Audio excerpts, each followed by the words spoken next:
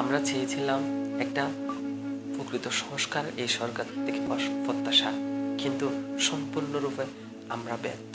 আমাদের প্রকৃত আশা আকাঙ্ক্ষা পূরণ করতে এই সরকারও ব্যর্থ। আমরা চেয়েছিলাম আমাদের অবস্থান থেকে এই সরকার আমাদের দৃশ্যমান কোনো একটা কিছু আমাদেরকে দেবে, কিন্তু সব দিক দিয়ে আমরা ব্যর্থ হয়েছি। ভবিষ্যতে বাঙালি জাতির, এই বাংলাদেশের জনগণের ভবিষ্যতে পরিস্থিতি আমার মনে হচ্ছে আরও অনেক ভয়ঙ্কর। বাংলাদেশকে একটা সিদ্ধান্তহীনতার মধ্যে নিয়ে যাচ্ছে।